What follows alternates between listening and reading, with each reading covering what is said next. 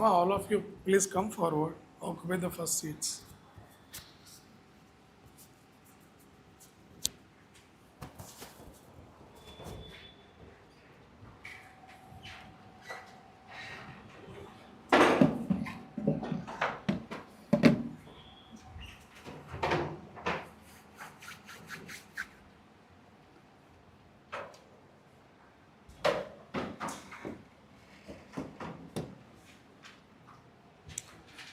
So, good morning, everyone.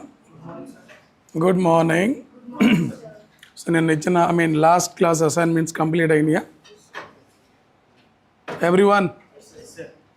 See, ఇంత టైమా దానికి చెప్పండి. వెనకరున్న ముందర ఇంత టైమా? Should be done in 10 seconds to 15 seconds, not more than this. Don't be so slow, yaar. Right? So, good morning, everyone. So, assignments complete అయినాయా? Good. దాంట్లో ఏమైనా డౌట్స్ ఉన్నాయా? అని అర్థమైనయా? Any point that you don't understand, please come to me. I'll explain you again. That is not a big deal, but don't go to the next chapter without understanding the previous chapter. That is so essential. Don't think that my friend is going so fast, I'm so slow. Never afraid. Only check how clear you are, how much content you have, right? Whether you are able to retain it or not, you focus on these things. Don't think that my friend is going so fast, I'm so slow, so I am less IQ. No. It is about clarity. It is about the quality that you are learning and revising it. Clear? Yes. Because most of the aspirants feel like, my friend is going so fast, I'm so slow. They'll panic. No, clarity is important. So last lecture we discussed up to where? I think it is done. Introduction part is done. Till where we discussed, Amma? Is it only up to this point we discussed it, right? Yeah. Let's go to the concept. What is a plan? What is a plan? Yes.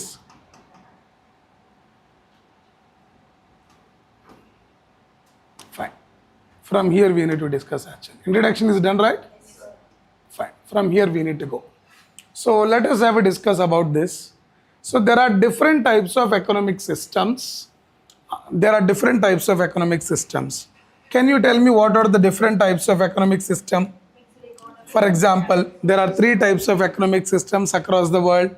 One is the socialist economy, capitalist economy, mixed economy. So whenever you see there are different types of economic systems that you can write over there. The economic systems here is of 3 types: socialistic economic system, capital economic system, mixed economic system. Clear? Yes. So without knowing this point, we can't go further. So there are different types of economic systems and up to when you don't know what are they, you can't go forward. Even though you go forward, you don't understand the concept. Look, among them, socialism is appealed to Jawaharlal Nehru the most. I told you in the last lecture.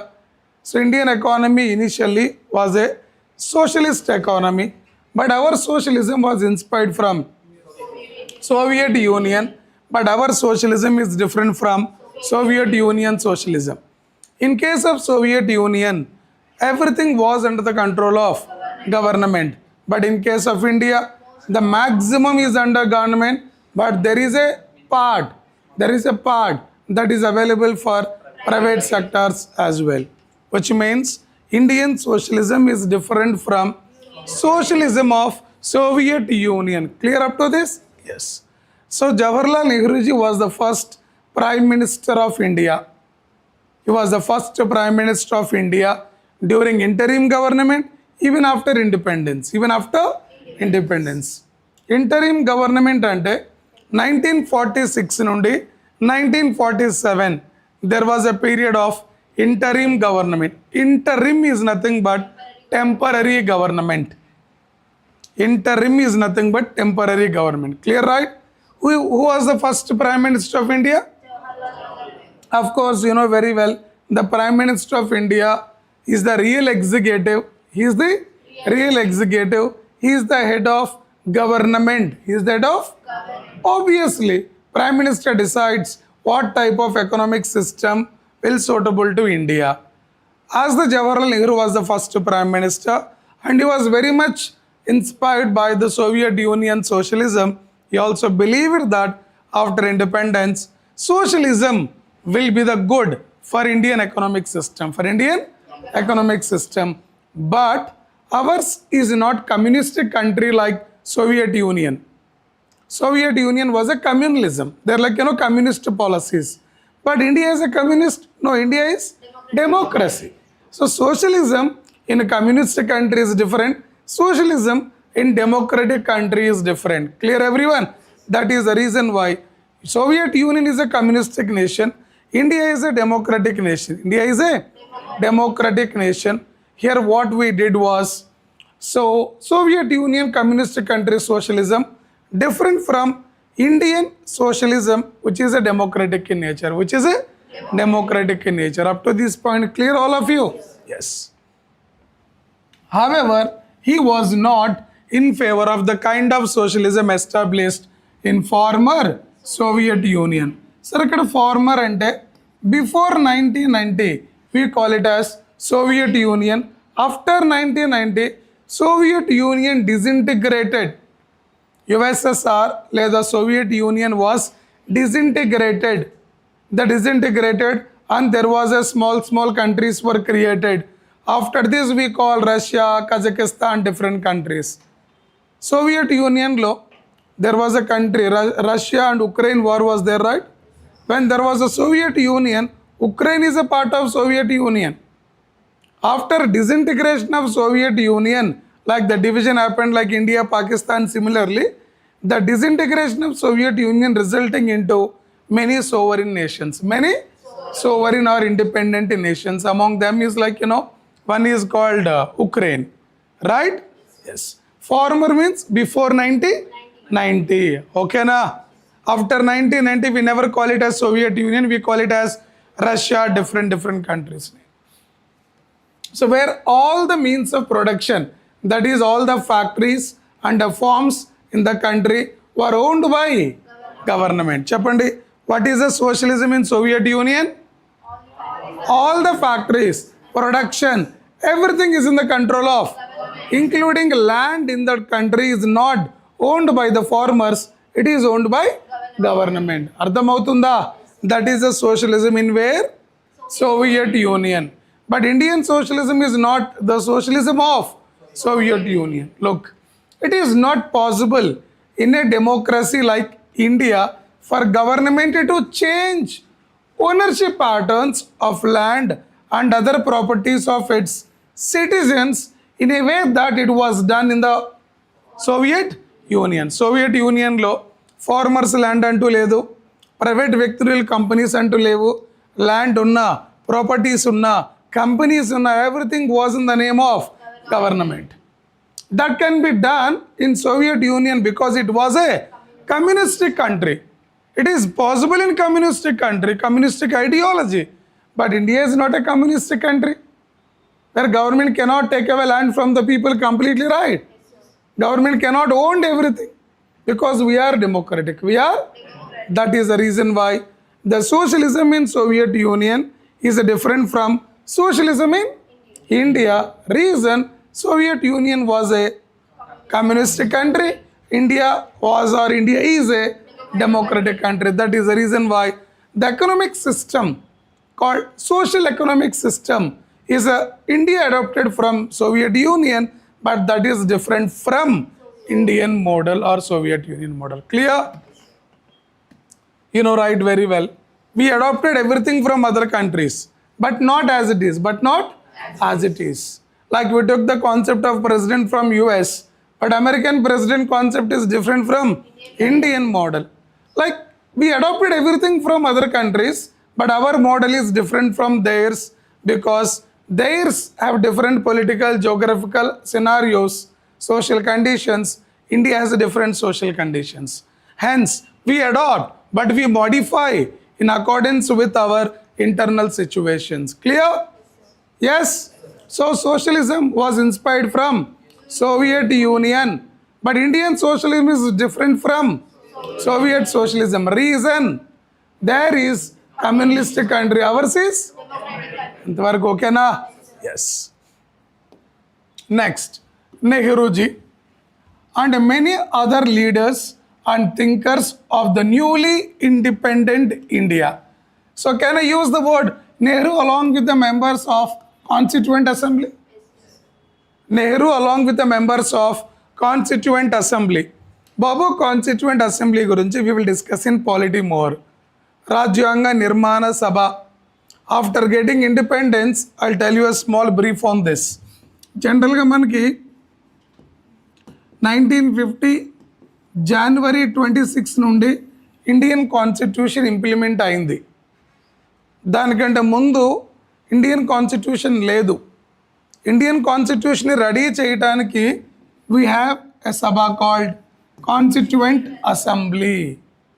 రాజ్యాంగ నిర్మాణ సభ 1946 డిసెంబర్లో start అవుతుంది. It was there up to 1950. So దీంట్లో almost all 389 members ఉంటారు. They are all called as leaders along with Nehruji. Along with that is the reason why Nehru and many other leaders like Rajendra Prasad Garu, Babu Jagjeevan Ram, like then what? Sardar Vallabhbhai Patel. There were so many, like almost 389. Clear everyone? J.D. Kripalani, and there were many more. So the point, Nehru and many other leaders and thinkers of newly independent India sought an alternative to extreme version of capitalism and socialism. And we also decided like we don't want extreme form of socialism, extreme form of capitalism. We are looking for what? Alternative. Nehru said socialism is good, but not in extreme form.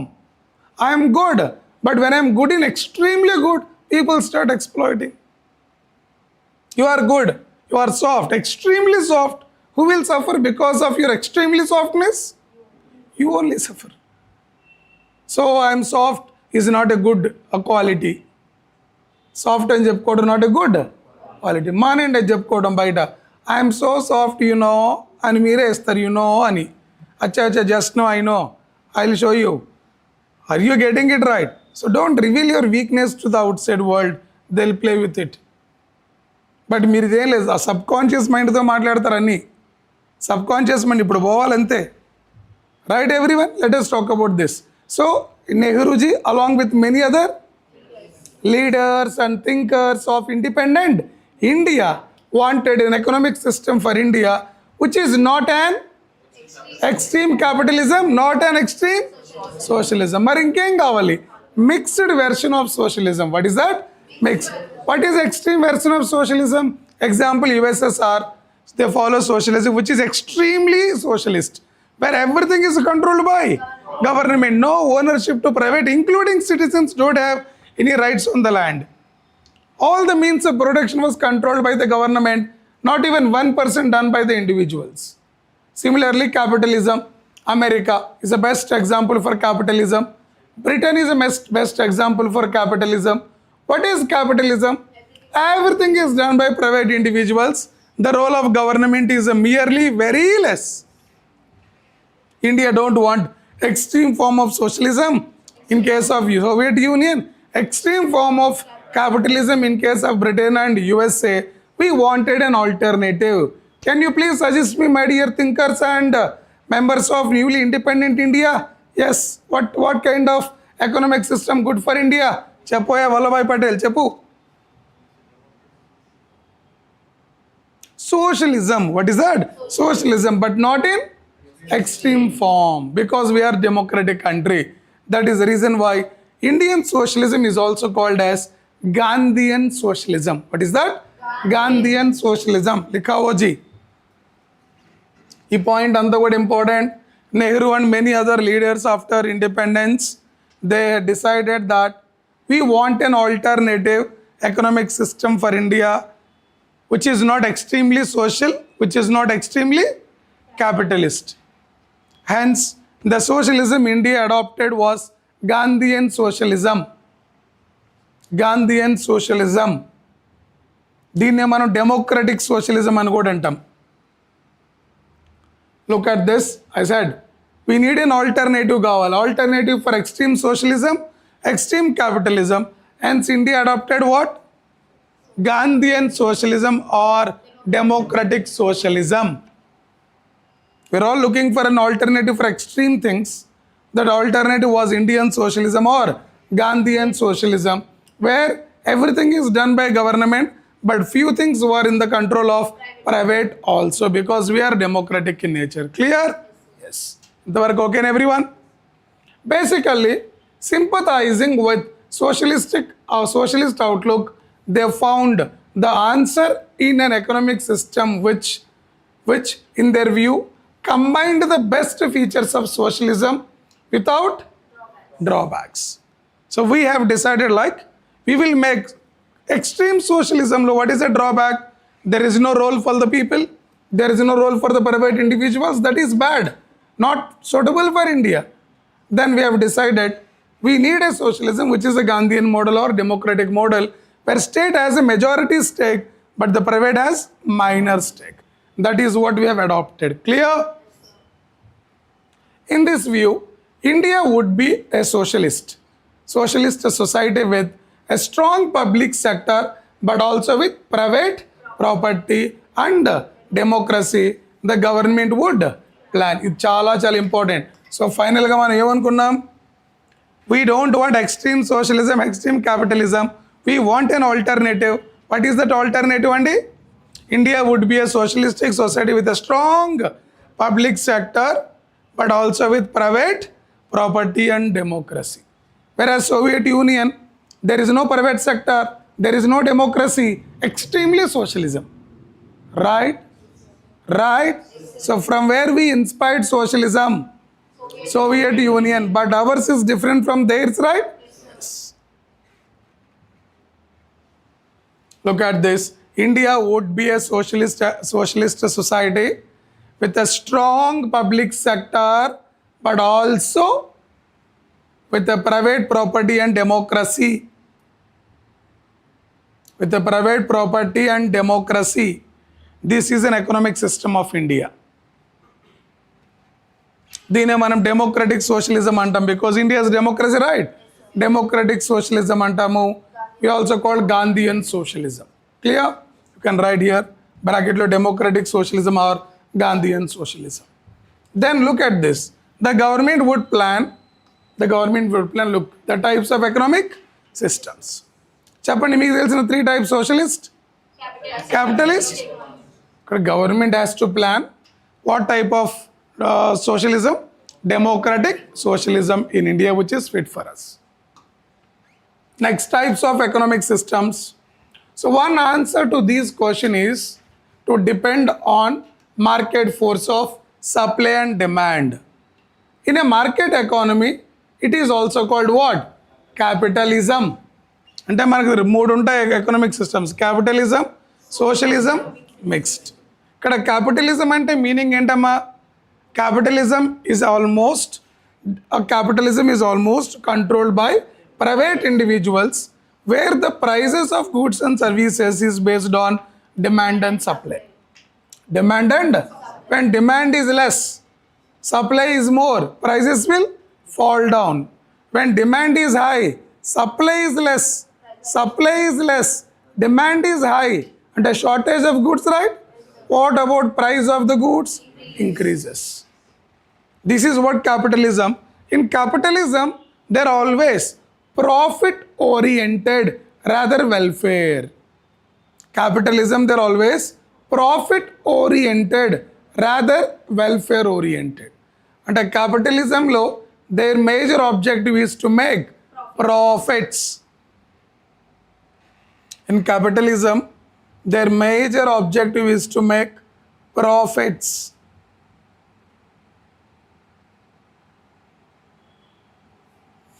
Is to make profits.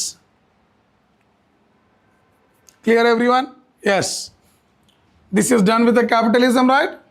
Best example, USA, UK are the best example for capitalism.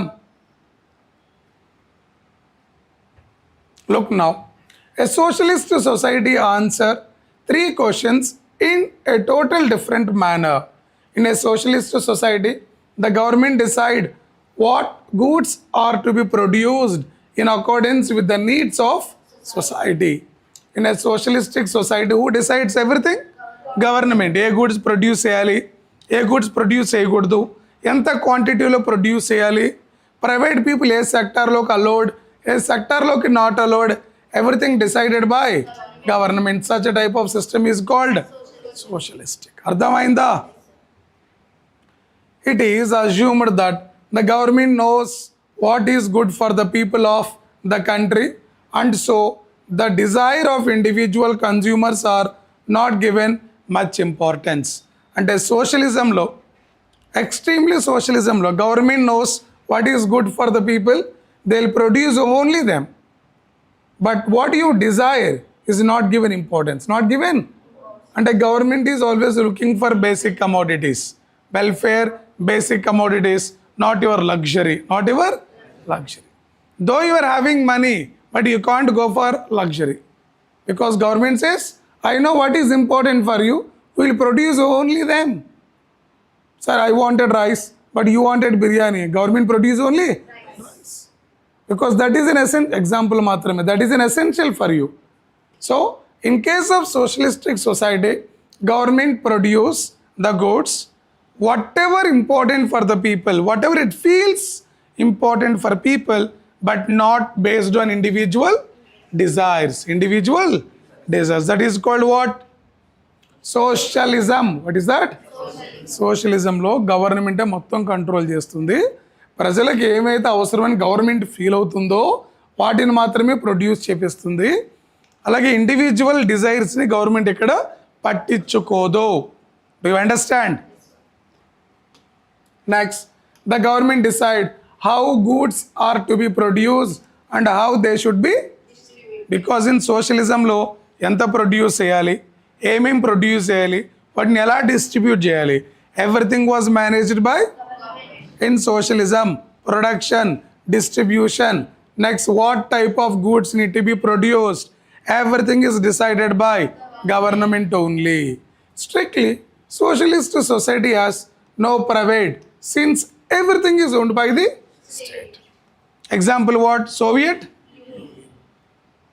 Example, former Soviet Union is the best example for a strict socialism, which means everything is owned by the state, no private entities entertained. Babu ardhamainda? Strictly a socialist society has no private property, since everything is owned by the state. Example, Soviet Union, former Soviet Union. With the collapse of Soviet system in the last decade of the 20th century. What is the last decade of 20th century? 1990 is the last decade of 20th century. Let us say 1990 నుండి 1999, we can call it as last decade of 20th century. After 2000, we call them 21st century. So when did Soviet Union was collapsed? The last century of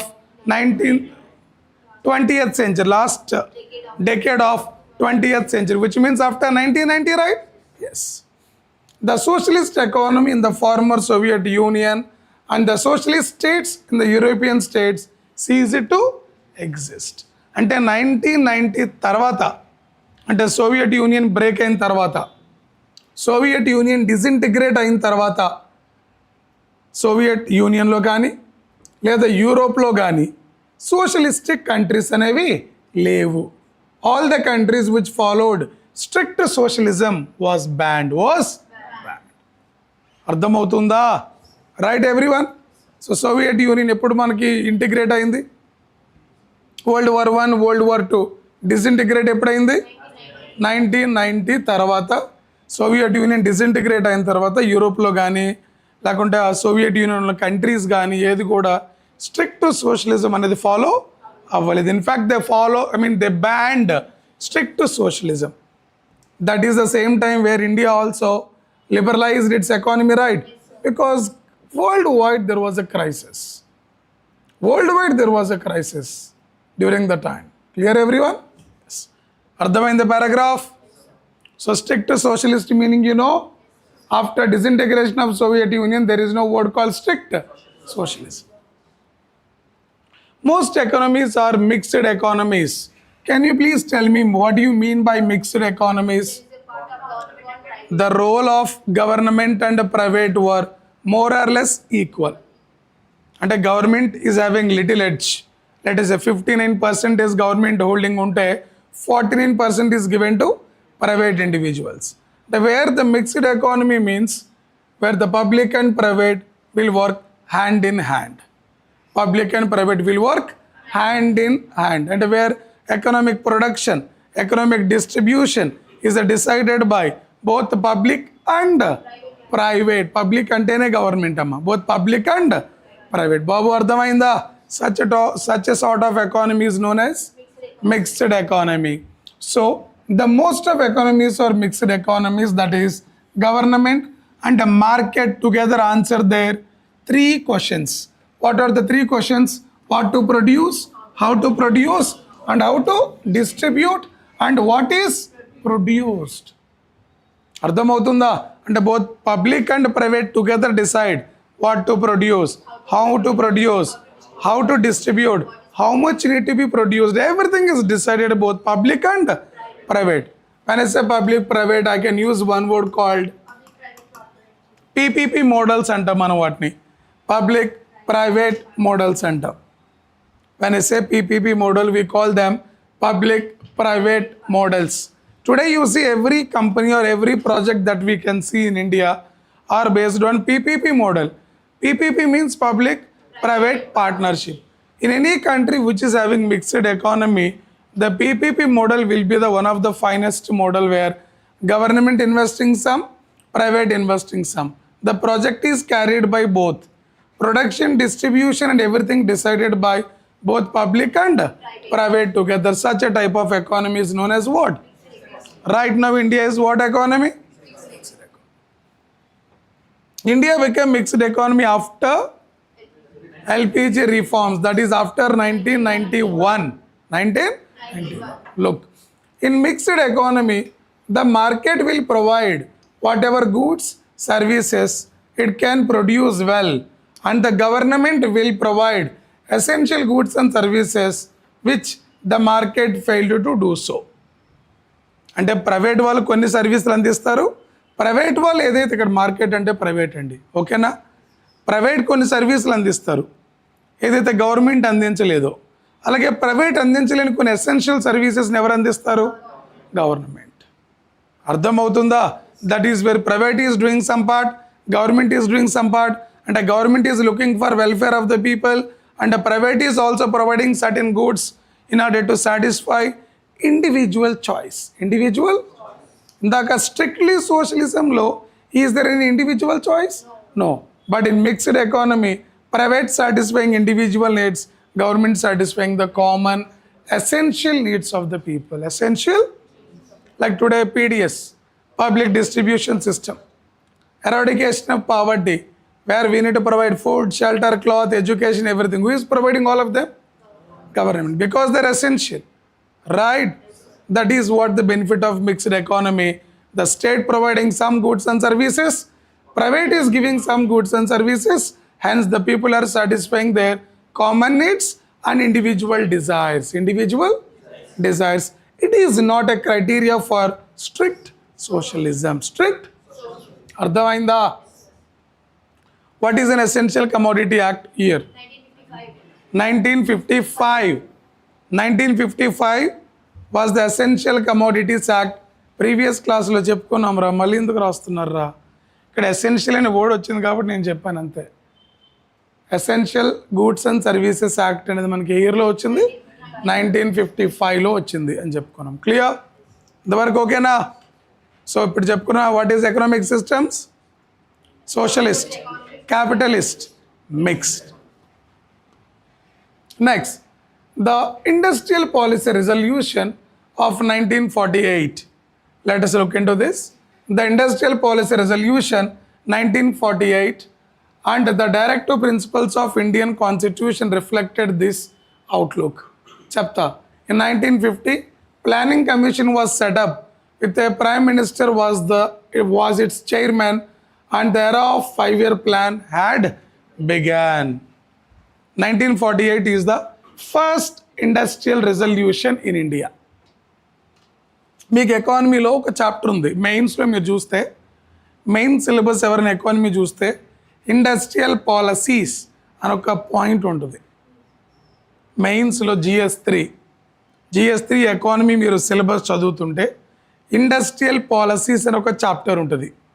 దాంట్లో మనం first industrial policy, we have industrial policy resolutions అంటాం, IPR అంటాం. Industrial policy resolutions IPR అంటాం. First, second, third, fourth up to 1991 వరకు మనం చెప్పుకుంటాం.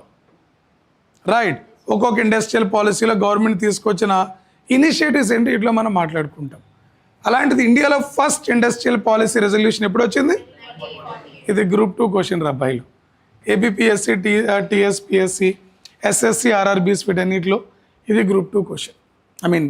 ఆ లో లెవెల్ ఆఫ్ ఎగ్జామ్స్లో, అంటే ఆ చిన్న అంటే తక్కువ చేయడం కదమ్మా, కంపారిటివ్లీ యూపీఎస్సి. ఓకేనా? దాంట్లో అడిగిన question, the industrial policy resolution first time in India made 1948. The first industrial resolution or industrial policy resolution made in India in the year of 1948. ఈ ఇండస్ట్రీకి సంబంధించింది మొత్తం కూడా ఎక్కడ ఉన్నాయి? Directive principles of state policy. పాలిటీలో చెప్తా, directive principles of state policy అనేవి comes under part 4, article 36 to 51. పాలిటీలో వీటి గురించి డీటెయిల్గా మాట్లాడుకుంటాం మనం. సో ప్లానింగ్ కమిషన్ ఎప్పుడు క్రియేట్ అయిందమ్మా? 1950. ప్లానింగ్ కమిషన్ ఇప్పుడు అది లేదండి. I tell you the story. Planning commission was created in the year of 1950. Chairman was prime minister. Chairman was Prime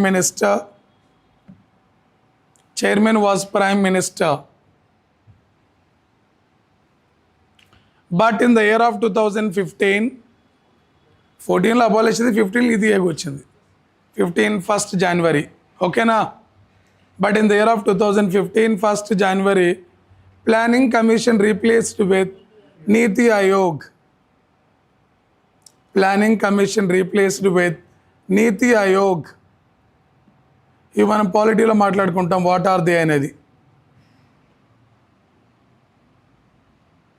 planning commission replaced with NITI Aayog, which is a non-constitutional body created through an executive resolution.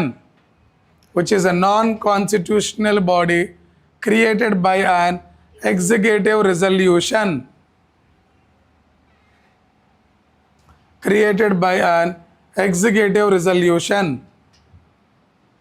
Created by an executive resolution. Point okay na everyone? Clear, right? Yes. That is the story about the planning commission and all. So when did the planning was began in India? 1951. The planning commission was began for India in order to drive Indian economic system. Indian economic system. Let us have now the goals of 5-year plans. 2.2nd chapter 2.1 is done. Now we are going for 2.2. Goals of 5-year plans. Right now we don't have 5-year plans in India, my dear. Right now we don't have 5-year plans in India. But up to 2014, Indian economy was totally shaped by 5-year plans. The 5-year plan concept was again inspired from USSR. The 5-year plan, generally we make a plan for 5 financial years and we'll try to keep some targets and we try to achieve them. And every 5-year plan has a major objective. For example, first 5-year plan objective was development of agriculture. Second 5-year plan objective was rapid industrialization. Rapid industrialization. Like every 5-year plan has its own objective that we need to achieve within the plan. Within the plan. Right everyone? Yes. Goals of 5-year plans. As of now, India completed total 12 5-year plans by 2014. India completed total 12 5-year plan by 2014. 12 5-year plan by 2014. We have completed 12 5-year plans. After 2014, we have abolished the concept of 5-year plan. In place of that, we have introduced long-term perspective plan based on sustainable developmental goals. Long-term perspective plans. Perspective అంటేనే long term planning అన్నమాట. ఓకేనా? Long term perspective plans based on sustainable developmental goals. అంటే UNDP అని ఒక organisation ఉంటుందమ్మా.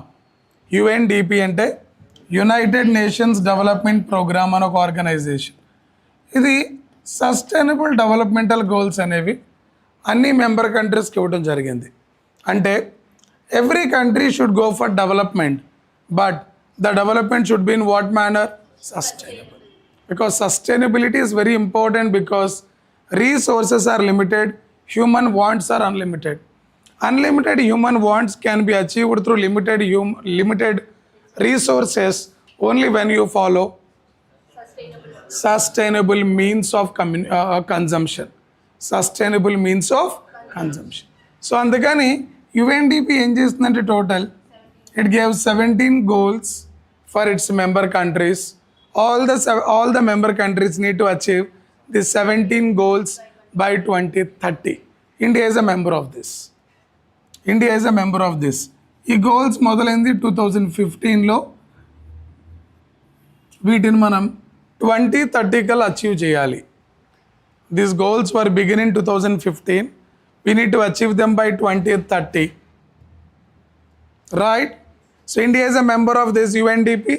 That is the reason we wanted to achieve the long-term goals which is given by UNDP. Hence, we have cancelled 5-year plans. There are so many reasons for that. And we have created what? Perspective plans which is on par with sustainable developmental goals given by UNDP, United Nations Development Program. So list out what are the sustainable developmental goals. 17 ఉంటాయి, 17 కూడా ఇంపార్టెంటే. Just చూడండి ఒకసారి అంతే. Check sustainable developmental goals. So right now we don't have 5-year plan concept in India, right? Yes, but still it is important for you because almost 2014 varaku Indian economy was totally shaped by 5-year plans. They are very, very important. It is also part of post-independent history. మీకు post-independent history చెప్పే faculty దీని గురించి కూడా మాట్లాడతారు. ఓకేనా? Yes. Look now. A plan should have some clearly specified goals. The goals of 5-year plans are like what? The goals of 5-year plans are like growth, modernization, self-reliance, equity. Write down 4 important. ఇప్పటికి కూడా 5-year plans important మీ ఎగ్జామ్కి. There in the syllabus. The goals of 5-year plans are, there are 4 goals. చాలా important, all the 4. The goals of 5-year plans are growth. We need to attain the growth in every sector. Achieving the growth in agriculture, industries. In every sector we need to achieve the growth. And modernization. Like industrial modernization, agricultural modernization, modernization. Self-reliance. Why? Because after independence, India was depending upon imports. In fact, food grains also India importing from other countries during the time of independence. We have decided self-reliance. We should not depend on other countries. When you depend maximum, which result into neo-colonialism. మీరు ఎక్కువ వేరే country పైన ఆధారపడితే ఆ country మిమ్మల్ని ఎకనామిక్గా control చేయడం start చేస్తుంది. Which we call neo. మనం అప్పుడే కొలోనియల్ రూల్ నుండి బయటకు వచ్చాం. మళ్ళీ వేరే కంట్రీ పైన ఆధారపడితే ఆ కంట్రీ మనల్ని ఏం చేస్తుంది? ఎకనామిక్ కొలనైజేషన్ చేస్తుంది. That we don't want. అంటే మనం ఎలా ఉండాలి? Self Reliance and self dependent. We are not depending on others. Last one, equity.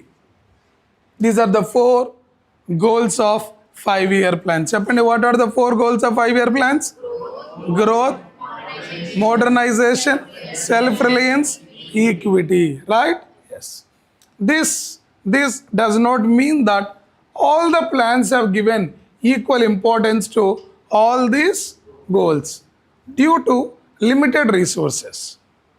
Due to అంటే మనం ఈ గోల్స్ పెట్టుకున్నాం కానీ ప్రతి 5-year ప్లాన్ ఈ గోల్ని అచీవ్ చేయడానికి మనం డిజైన్ చేయలేదు. ఎందుకంటే వీటిని అచీవ్ చేయాలంటే మనకి ఎక్కువ రీసోర్స్ కావాలి. రీసోర్స్ అంటే డబ్బులే కదమ్మా, బట్ మన దగ్గర అన్ని డబ్బులు లేవు. వీఆర్ డెవలపింగ్ కంట్రీనో, రైట్? అందుకని every 5-year plan was not design to achieve these goals, but indirectly or directly we are meant for these goals. Why not designed everything to achieve these goals? Because we have always limited resources. Limited? Yes.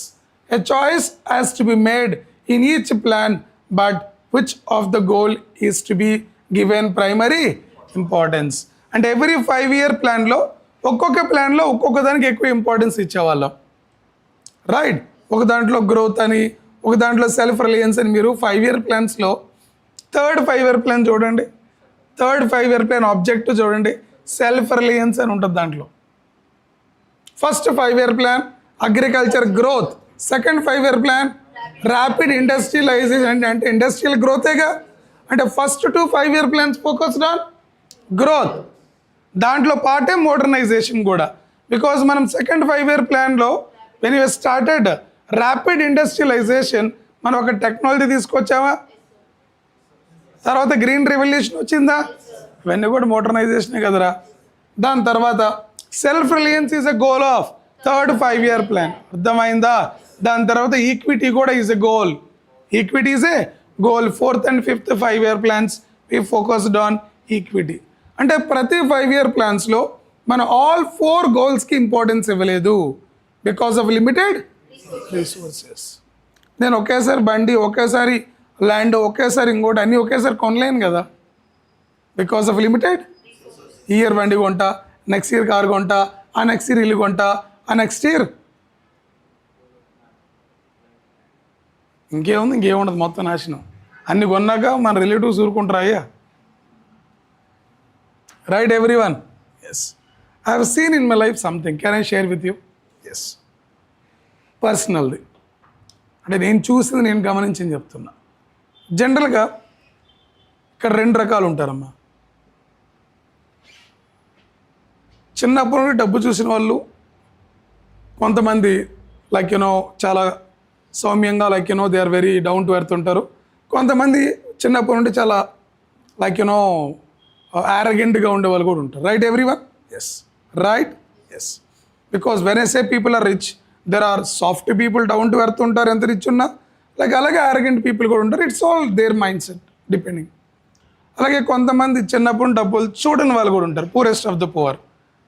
సడన్గా కొంతమంది poorest of the poor డబ్బు చూసినప్పుడు there will be a structural change in their behavior. There will be what? Structural change in their behavior. They behave like we are rich since childhood. కానీ వాళ్ళు చెప్పే story మీరు వినాలి కాబట్టి, వింటారు కాబట్టి, ఎందుకంటే సిన్స్ చైల్డ్హుడ్ మీకు తెలియదు కాబట్టి, రైట్ ఎవ్రీ వన్? ఇంకొంతమంది లైక్ చిన్నప్పటి నుండి పువర్, సడన్గా డబ్బు వచ్చింది అయినా కూడా వాళ్ళు అలాగే సింపుల్గా ఉండడానికి ఇష్టపడతారు. It's all depending upon the individual personality. So at maximum, don't lose yourself just by seeing the money, right? Don't get overly prouded, don't get I am the supreme. No, nothing is supreme here, nothing is permanent here. Be quiet, be humble, be soft. Always డబ్బు లేకముందు ఎలా work చేస్తావు, వచ్చా కూడా అలాగే work చేయి. You believe your work, that is your identity always. కోట్లు ఉన్న వాళ్ళు కూడా పని చేయకుంటే next generation become very poor. It's all about what we need to learn is working. ఏంటి? Working.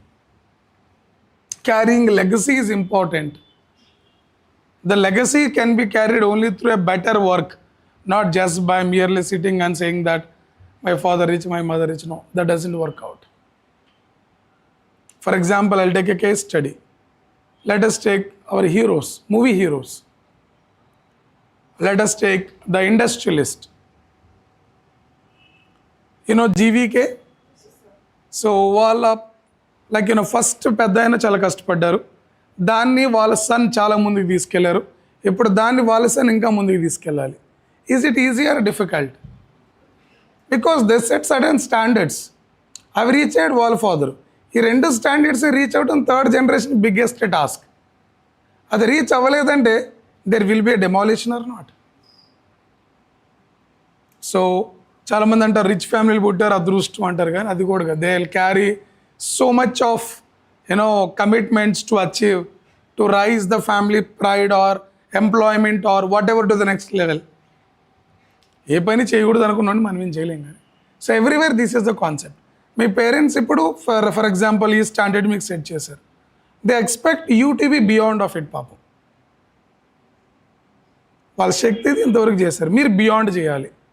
Are you doing it అనేది నా my simple question. Are you working for it? Are you really doing for it? It's the biggest thing. నాకు చెప్పకండి sir నేను మంచోని. మంచితనం is not a good quality. Okay, your kindness will be useless when you are not succeeded. So remember certain points, they will change your life. Observe everything and learn from everything. Don't scroll on, but learn what is the theme of it. Understand everyone? So what are the four goals? What are the four? Growth, modernization, self-reliance, equity. Every 5-year plan is not meant for to achieve all the four goals because of limited. Got it? మీకు కూడా చాలా కోరికలు ఉంటాయి కదరా. మీ goal car కొనాలి మా నాన్నకి, లేకుంటే ఇల్లు కట్టాలి మా ఫ్యామిలీకి, లేకుంటే కంట్రీకి సేవ్ చేయాలని కొంతమంది ఇలా ఉంటుంది. But can you achieve everything at one time? No. This year plan, my plan is this, next year my plan is this. Because why you are dividing your plan for year to year? Limited resources. అమ్మా వస్తుంది, next వస్తామ్మా. We will talk about each and every point గురించి మళ్ళీ ఇప్పుడు మాట్లాడతారు. Gender equality, minimizing regional differences, right? Because of green revolution there was inequality developed in India. Land reforms, there was inequality still. We will talk about everything in this chapter, right? Nevertheless, the planners have to ensure that as far as possible the policies of the plans do not contradict these four goals. అంటే we are the planning commission అనుకుందాం, prime minister and other ministers, we are making the plan, we are the called planners. The planner need to ensure that whatever the plan you make, that should not in contrast of these four goals. Contrast అంటే వీటికి అగేనెస్ట్గా ఉండకూడదు. ఓకేనా? మీరు ఎలాంటి goal మీరు ready చేసినా కూడా, మీరు ఎలాంటి ప్లాన్ రెడీ చేసినా కూడా ఈ 4 గోల్స్ని అచీవ్ చేసేలా ఉండాలి, కానీ దీనికి అగేనెస్ట్ ఉండకూడదు అని ఒక reminder to the planners. Clear everyone?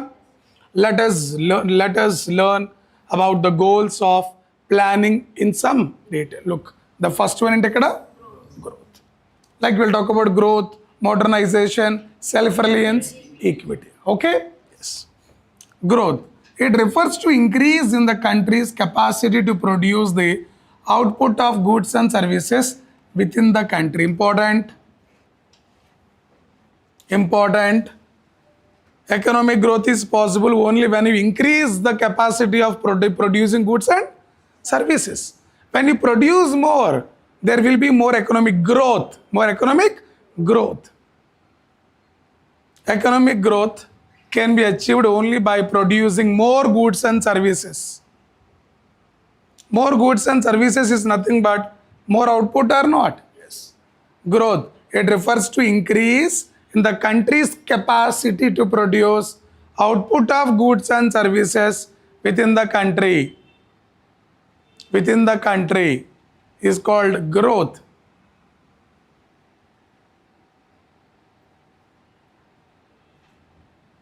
It requires large stock of productive capital, మీరు ఎక్కువగా ప్రొడ్యూస్ చేయాలి గూడ్స్ అండ్ సర్వీస్ అంటే మీకు ఇనిషియల్ క్యాపిటల్ కావాలమ్మా, దాన్ని ఏమంటాం ఇక్కడ ప్రొడక్టివ్ క్యాపిటల్. గుర్తుందా, మన మిషనరీ పెట్టాలన్నా కంపెనీ పెట్టాలన్నా మనకి ఏం క్యాపిటల్ కావాలి, ఫిక్స్డ్ క్యాపిటల్. దాని ఇక్కడ ఏమంటున్నాం, all of them are synonyms, right? Yes. To produce more goods and services required large stock of productive capital or large size of supporting services. When I wanted to transport my goods, I required support of transporting or not? Yes. Or large size of supporting services like transport, banking, or an increase in the efficiency of productive capital and services. When I wanted to produce more, I wanted more productive capital, or I wanted more large size of supporting service like transportation, banking. For example, I wanted to increase more agricultural output. What I required? Credit is required. What I required? Credit is required. I required transportation to transport goods from one place to another place. Right, everyone? Clear up to this? Next, ఇది ఒక బాక్స్లో ఉన్న information అనమాట మీ ఎన్సీఆర్టీస్లో. We are talking about Mahalanobis. తర్వాత I'll continue with the growth. మనకి ఎన్సీఆర్టీలో కొన్ని బాక్సెస్ ఉంటాయి కదమ్మా, ఐఎమ్ రీడింగ్ అబౌట్ దిస్. ఈయన పేరు PC Mahalanobis. Is the architect of second 5-year plan in India. PC Mahalanobis is a architect of second 5-year plan in India. Second 5-year plan in India. And he was the father of Indian statistics. He was known as father of Indian statistics. He was known as father of Indian statistics. He was known as father of Indian statistics. Chala important. He was architect of second 5-year plan. He was the father of Indian statistics. Chala important. PC Mahalanobis. Look, Mahalanobis established Indian Statistical Institute. Important.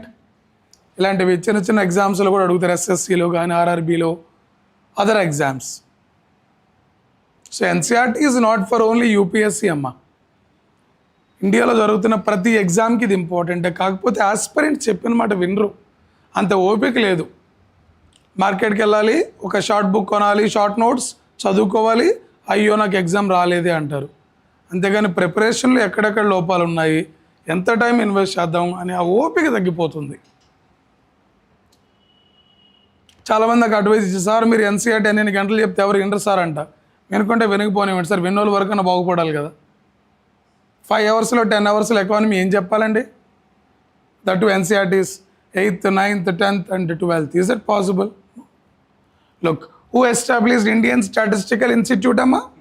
PC Mahalanobis. And he also wrote a journal called Sankhya. Important. మన యూపీఎస్సీలో కొన్ని commissions అడిగారు, గుర్తుందా? మాలేగామ్ committee, right?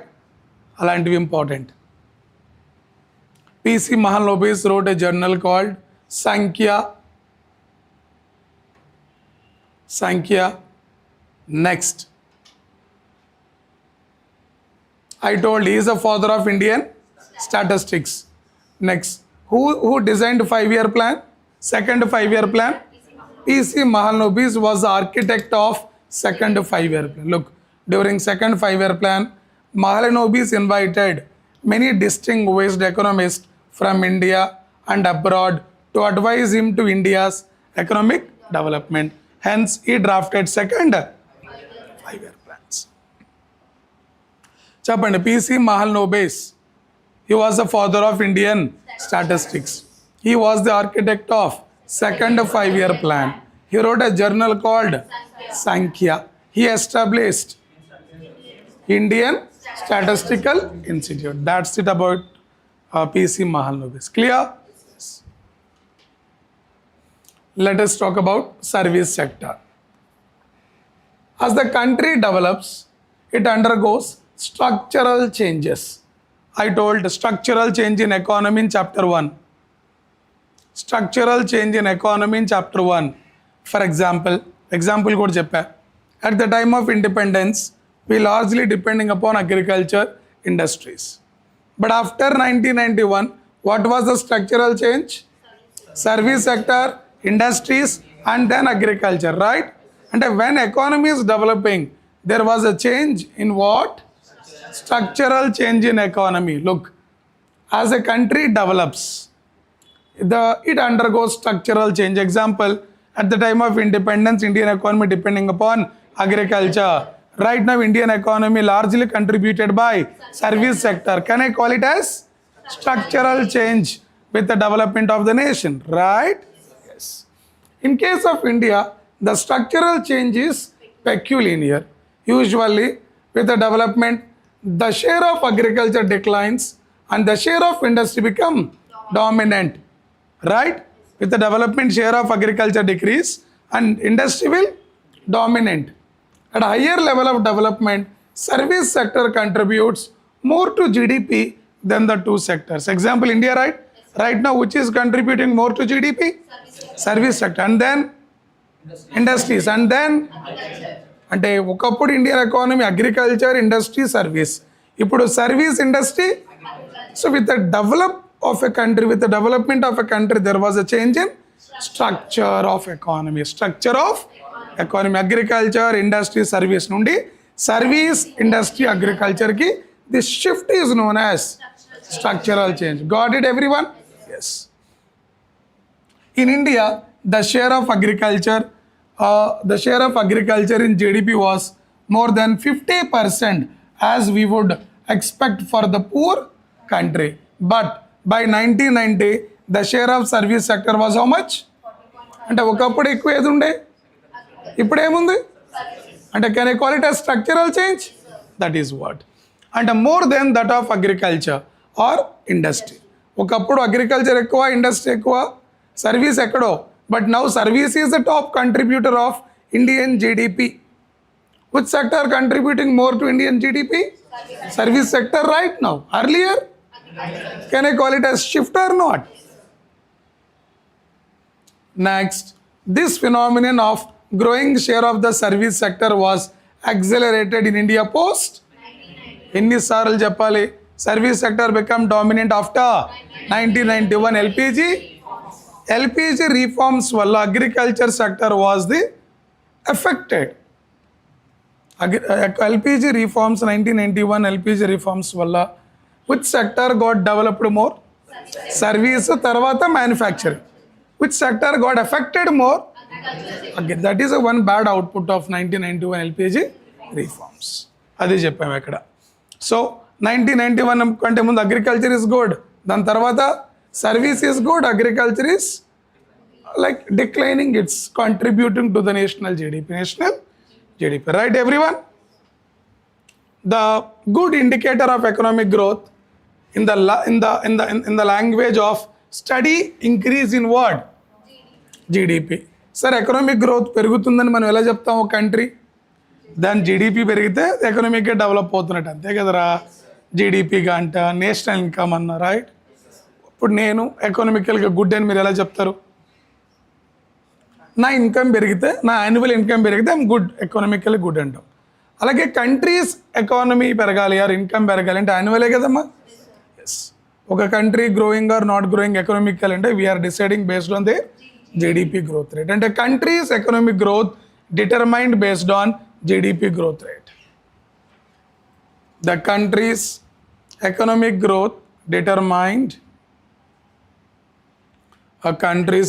growth determined based on growth rate of GDP. మనం already GDP గురించి definition మాట్లాడుకున్నాం previous లెక్చర్లో. Upcoming 12th క్లాస్లో దీని గురించి డీటెయిల్గా మాట్లాడుకుంటాం in a chapter called national income. Okay. The GDP is the market value of all the goods and services produced in the country in one finance. చెప్పుకున్నామా? This definition we have already done.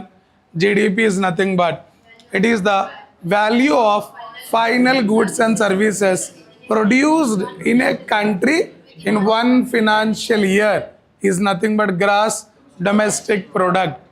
GDP is the measure of national income. GDP is the measure of national income. Gurtuntunda? Yes. When GDP is growing, we can say country is economically progressing. When GDP is decreasing, country economically declining. Clear everyone? Yes. Done. You can think of GDP as a cake. Example, the growth is increasing what? Size of the cake. When size of the cake increasing ante GDP also? Yes. Cake size ఎక్కువ quantity అనే కదరా. పిల్లోడు పెరిగిండని చెప్పి ఎవరో చెప్తాం, సన్నంగా ఉన్నోడికి చెప్తాం, రైట్? కొంచెం బల్క్గా పెరిగితేనే పిల్లోడు పెరిగాడని చెప్పేది మనం, లేకుంటే పొట్టోడికి చెప్తామా? లేదు కదా. That is what. He has taken example of cake. If the cake is larger, more people can enjoy it. It is necessary to produce more goods and service if the people of India are to enjoy a more rich and varied life. India develop అవ్వాలి అంటే, లేకుంటే GDP పెరిగింది, ప్రజలు హ్యాపీగా ఉన్నారంటే more goods and service మనకి availability ఉండాలి. మనం వాటిని కన్జ్యూమ్.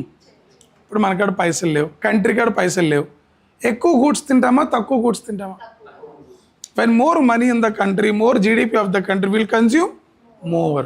అంటే ఇన్కమ్ పెరిగినప్పుడు కన్జంప్షన్ కూడా పెరుగుతుంది. పాయింట్ ఇంపార్టెంట్, తర్వాత మీకు ఇన్ఫ్లేషన్లో చెప్తా. When income increased, the percentage of consumption also increases. Right everyone? Next. GDP of a country is derived from what? Different sectors of the economy, namely agriculture sector, industrial sector, service sector. రాసుకోండమ్మా. మన GDP అంటే ఏం లేదమ్మా, summation అంటే some of all. GDP అంటే అమ్మా summation of production of goods and services in all the sectors like agriculture, industries, service. GDP of a country is derived from different sectors of the economy. Like agriculture and the economy ochindi, industries and the economy ochindi, service sectors and the economy ochindi. All the three summation called a country's GDP, produced in one financial year based on the final goods and services. I have a question to you. GDP lo manam we will calculate goods and services produced by Indians within India, foreigners within India. Then whose goods and services not a part of GDP? Goods and services produced by Indians outside India is not a part of GDP. Clear everyone? Yes, very good. They are not a part of Indian GDP. But in America, goods and services, I mean Indian, producing goods and services in America. మరి అలాంటప్పుడు నా goods and services ఏ countries జీడిపిలోకి వస్తాయి? American, right?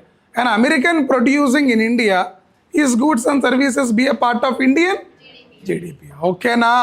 Yes. Done up to this point everyone? Yes. GDP of a country is nothing but derived from various sectors like what? Agriculture, industry, service. అగ్రికల్చర్ని ఏమంటాం? Primary. ఇండస్ట్రీని ఏమంటాం? Secondary. సర్వీస్ని ఏమంటాం? Already మనం మాట్లాడుకున్నామా? Yes. The contribution made by each of these sectors makes up structural composition of economy. Structural composition అంటే ఇందాక చెప్పాను కదా, స్ట్రక్చరల్ చేంజ్ అన్నాం అంటే meaning what? Agriculture, industry, service. ఇది before 1991.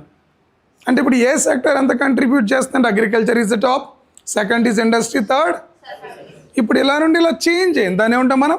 Structural change. Right now which is more contributing? Service sector. In some countries growth in agriculture contributes more to GDP growth, while in some countries the growth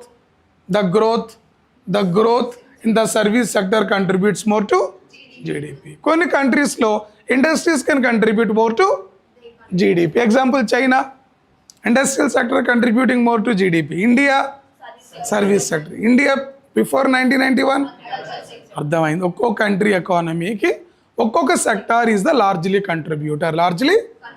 America తీసుకుంటే మీరు defence, science and technology, they'll produce new equipments and they'll sell to the world. ఎవరు కొనట్లేదంటే వారు create చేసి మరి అమ్ముతాడు. Right everyone? Yes, అర్థమైందా boss? ఇలా ప్రతి లైన్ అర్థం చేసుకుంటూ ముందుకెళ్ళండి రా. దాంట్లో ఇంపార్టెంట్ వర్డ్స్ రాసుకోండి, వాటిని రివిజన్ చేసుకున్న తర్వాత అవే మనం మెయిన్స్లో ప్రిలిమ్స్లో నీట్గా యూజ్ చేసుకోవచ్చు. ఇక్కడ కావాల్సింది ఓపిక, అనాలిసిస్, ఎవ్రీడే కన్సిస్టెంట్గా చదవటం. ఇది బోరింగే. ఇలా ఈ 3 చేయడం లిటరలీ బోరింగ్ అనమాట.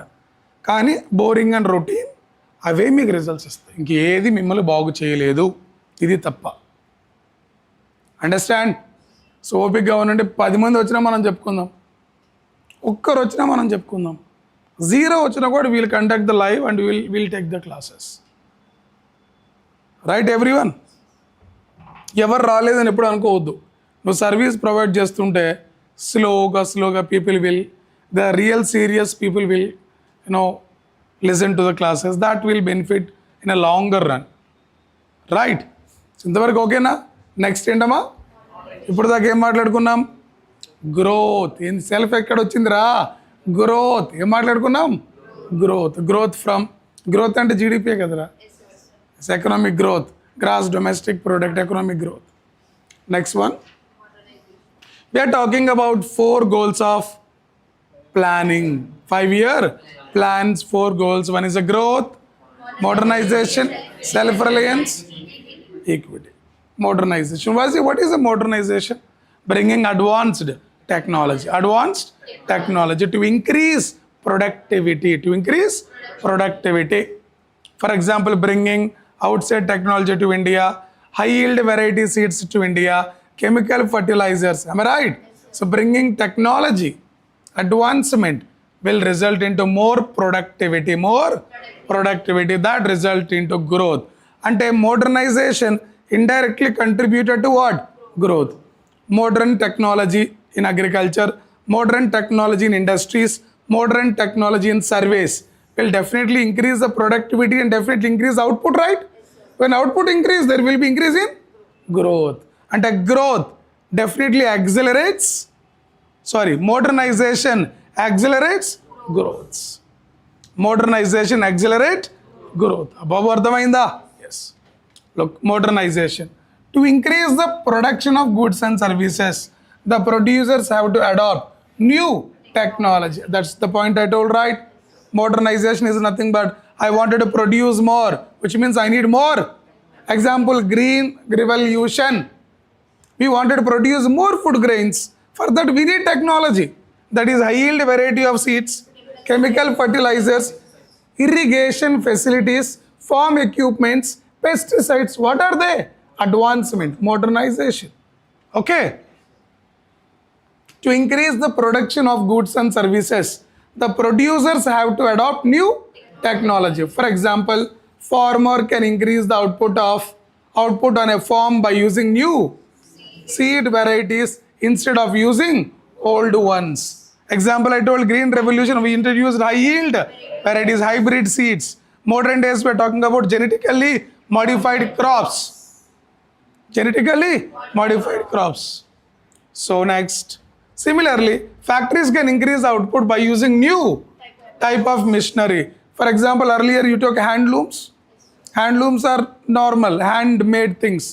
After industrial revolution, there was a technology in the textile industry and the production increased because of technology. British లో టెక్స్టైల్ ఇండస్ట్రీ గ్రోత్ ఎందుకు జరిగింది? ఇండస్ట్రియల్ రెవల్యూషన్ వచ్చింది. ఇండస్ట్రియల్ రెవల్యూషన్ అంటే ఏంటి? న్యూ టెక్నాలజీ రావటమే ఇండస్ట్రియల్ రెవల్యూషన్ రా. దానివల్ల they can produce more in short time. దానివల్ల ఇండియా పైన ప్రెషర్ పడింది రా మెటీరియల్ ఎక్స్పోర్ట్ చేయాలని. టెక్నాలజీ పెరగడం వల్ల they produce more output. They sold those products in where? India. Similarly, factories can increase output using technology or missions. Adopt a new technology is called what? That is what about modernization. Clear? However, modernization does not refer only to the use of new technology but also changes in social outlook. You're all looking the social outlook changing or not? Marriage is changing now. Relationships are changing now. Right? Social outlook is dressing is changing now. Culture is changing now. This is what change in social outlook. So when I say modernization, not only getting new machinery or new technology, but also there is a change in society, change in culture, change in individual behavior is also called modernization. What is that? Modernization. Clear? Yes. అంతే కదా అంటారు, I'm మోడర్న్లీ dress చేసుకొని పోతాం మేము, we are living in a modern era, right?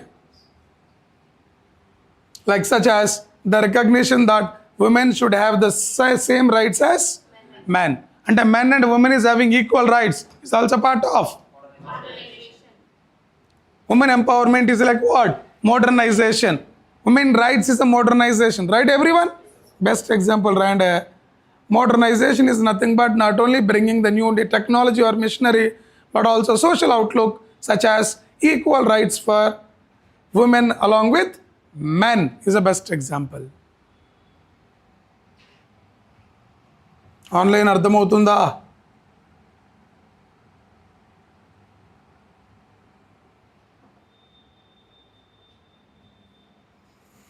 So modernization not merely means bringing new machinery, but also it involves social outlook such as equal rights for women along with men is also called modernization. Look, in traditional society, traditional means what? Old. Traditional means what? Old. In traditional society, women are supposed to be remain at homes while the men at work. In modern society, makes us of the talents of women in the workplace, in the banks, factories, schools, and such as a society will be more civilized and prosperous. This is the best example for what? Modernization. Ardhamainda? Now women is belong to only home related works. Now they're going to bank, other factories, all skillful works, right? This is called modernizing the social outlook. Culture is changing, behavior is changing, dressing is changing, language is changing, everything is called social outlook. Social outlook. Gender rights, LGBT, what is that? LGBT, lesbians, gays, bisexual, transgenders, right? Yes. What is the third goal? Self. What is self-reliance? We want to be depending upon ourselves, not excessively on others. A nation can promote economic growth and modernization by using its own resources or by using resources imported from other nations. The first 7 5-year plans gave importance to self-reliance. Self-reliance is nothing but we don't want to depend on any other country. That is the reason I told initially Indian economy was semi-closed. It is not doing imports and exports with all the countries in the world. It is doing imports and exports with only selected countries. What is that? Ardhamainda? So can I say we are doing import export with selected country means we mostly believed in what? Self-reliance. So yeah, self-reliance, which means avoiding the imports of those goods which could be produced in India itself. Clear everyone? Yes. Self-reliance, and we are all depending upon ourselves. First 7 5-year plans are mostly depending upon self-reliance. A country can have high growth, the most modern technology developed in the country itself, and also have the most of its people living in poverty. It is important to ensure that benefits of economic prosperity reach the poor sections as well, instead of being enjoyed only by the what? Rich. Whatever the benefits we are deriving out of the self-reliance and 5-year plans, that should be enjoyed by the both rich and poor. So, in addition to the growth, modernization, self-reliance, equity is also important. Every Indian should be able to meet his or her basic needs such as food, decent house, education, health care. Inequality in the distribution of wealth should be reduced. దీన్ని మనం ఏమంటాం? Equality. ఏమంటామా? Equal distribution of PDS. మనం public distribution system తీసుకుంటే everybody is getting equal food grains or not? Equality. Equality of education for both men and women, SC, ST, everything. This is what about equality. So what is our major goals of 5-year plans? Entama? You understood the meaning of all the 4? These are the major goals of our 5-year plans. Done, everyone? Yes. Let us now see how the first 7 5-year plans covering the period 1950 to 1990, because దాని తర్వాత ఏం జరిగింది? LPG reforms. అందుకే Indian economy colonial rule, Indian economy 1950 నుండి 1990, Indian economy post 1990, post 1990 లేదా LPG reforms. ఓకేనా? Attempted to attain those 4 goals. అంటే 1990 కంటే ముందు మన గోల్ ఏంటమ్మా? Achieving 4 goals. ఏంటవి? Growth, modernization, self-reliance, equality. The first 7 5-year plan target is achieving only 4 goals. And the extent to which they succeeded in doing so with reference to agriculture, industry and trade, you will study the policies and development issues taken after 1991 in chapter. The next chapter we will talk about 1991 తర్వాత ఏం జరిగిందో మనం మాట్లాడుకుంటాం. Because this chapter is economic growth 1950 నుండి 1990 వరకు. ఓకేనా? And up to only 7 5-year plans and their goals. Clear, everyone? This is 2.2. Done. What is 2.2? చూడొద్దు. Goals of 5-year plans. Try to retain అమ్మా. బ్రెయిన్ మన తెలియకుండా ఎమ్మటే ముందు చూడాలనిపిస్తుంది. ఒక నిమిషం ఆలోచిస్తే గుర్తొస్తుంది. What are the goals of 5-year plans? Growth, modernization, self-reliance. We discussed that. Let us go for 2.3, agriculture. 2.3, agriculture. చాలా సింపుల్ ఉంటుంది. Because already you know green revolution, right? Previous chapter లో మాట్లాడుకున్నాం green revolution గురించి. Almost same ఉంటుంది. We'll talk about. You have learned chapter 1, right? During the colonial rule, there was neither growth nor equality in agriculture.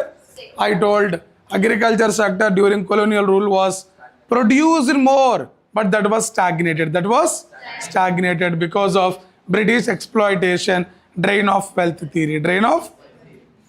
The policy makers of independent India had to address these issues, which they did through the land reforms, promoting the use of miracle seeds. ఈ miracle seeds మనం ఏమంటాం మాస్టారు? high yield variety seeds.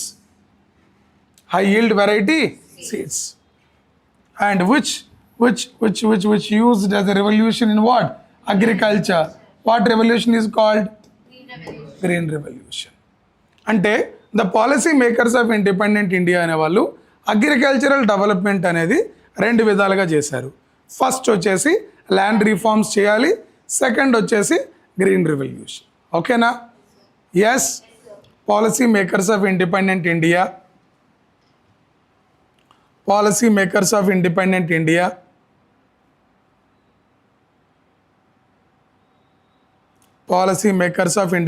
India has brought land reforms and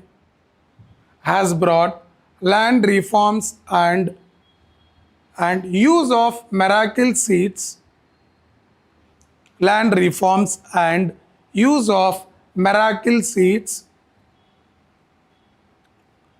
for the development of agriculture.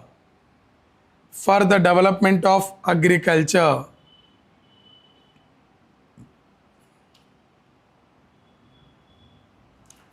development of what, boys? Agriculture. Clear, everyone? Yes. Next, ownership and incentives. This is about land reforms. Ownership rights and what are the incentives for the labor who is working under agriculture field. Look, the policy of land to the tiller. అంటే దున్నేవాడిది భూమి అంటారు, గుర్తుందా? This is the first policy India brought after independence. The policy of land to the tiller. దున్నేవాడిదే భూమి, గుర్తుందా?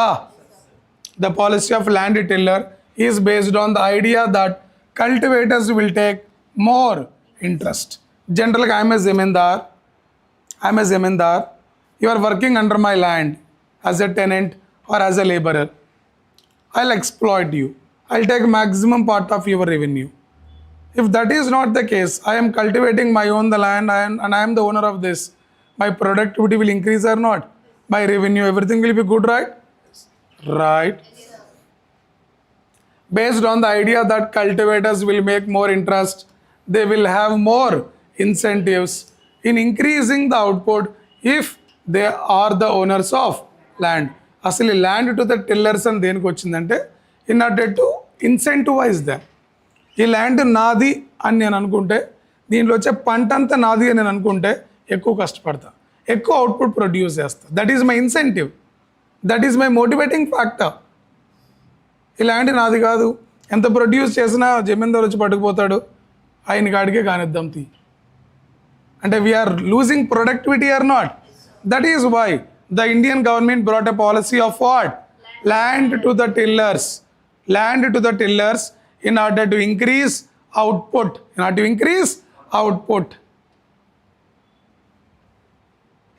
In order to increase output. Babu ardhamainda? Next. This is because ownership of land enables the tiller to make a profit from increasing output. If I am the owner, I can produce more and I'll get more benefit. If I am not the owner, why would I produce more? Even though I produce more, I am not getting benefit or anything. So I will not do more work because there is no incentive. There is no. నేను పని చేస్తే నాకు ఎక్కువ డబ్బులు వస్తాయి. We call it as incentive. We call it as what? Incentive. నేను పని చేస్తున్నా కూడా ఎక్కువ డబ్బులు రావట్లేదు, పని ఎక్కువ చేస్తాను తక్కువ చేస్తాను, because there is no incentives. So ఇప్పుడు అదే ల్యాండ్ నాదే, I'm producing more, I will get more profit. That is my incentive.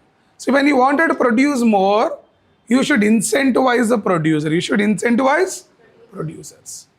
Because of land ownership, the land is able to tiller to make a profit from increased output. The tenant do not have the incentives to make improvement on land, since it is a land owner who would benefit more from their higher profit. అర్థమైందా? నేను ఎక్కువ produce చేసినా దొరబట్టుకు పోతాడు, నాకు ఎందుకు వచ్చింది, land నాదా చెప్పి ఎక్కువ ప్రొడ్యూస్ చేసుకుంటా. That is incentive. ల్యాండ్ మీది, నేను ఎంత ప్రొడ్యూస్ చేసినా మీకు వస్తుంది, ఐ విల్ డూ ఆరామ్సే work, right? So land reforms, that is the most important. Land reforms after independence for the development of agriculture, for increase the productivity of agriculture, we have brought land reforms. We also brought miracle seeds, right? Yes, land reforms. At the time of independence, land tenure system was characterized by intermediaries. Example, jamindars, jagirdars are called intermediaries. But after independence, the government of India abolished jamindar system, jagirdari system. మీకు economy మెయిన్స్లో GS4 syllabus తీయండి, land reforms అని ఒక chapter ఉంటుంది, right? ఏడే ఉన్నారా? Interesting ఉందా వదిలేద్దామా? Bore కొడుతుందా? ఇంట్రెస్టింగ్ పైన చెప్పుకొని అదే చేద్దాం, గోళీలు ఆడుకుందాం. వినండి. So land reforms we brought after independence in order to promote agricultural output. Two things we brought to promote agricultural output. First, land reforms. Under land reforms, what we said? Land to the tiller, land to the, that is incentive to produce more, otherwise tiller won't produce more. Next one, miracle seeds. Land reforms. At the time of independence, land tenure system was characterized by intermediaries. What are the intermediate? Jamindari system. But after independence, the government of India abolished Jamindari system, Jagirdari system, and introduced land reforms in order to promote equality and distribute land to the landless. Distribute land to the landless, who merely collected rent from actual tillers of the soil without contributing towards improvement to the farm.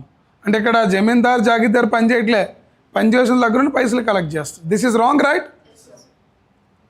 Low productivity of agriculture sector forced India to import food from United States of America. At the time of independence, we have imported food grains అని చెప్పాను, గుర్తుందా? ఎందుకని? ఇండియాలో 80 to 75% people are on agriculture. But still we have food shortage at the time of independence. Reason? Low productivity. Why low productivity? I am not the owner of my land, my dear. Why will I produce more? If I produce more, the owner is taking, he is getting higher profits. What is incentive for me to produce more?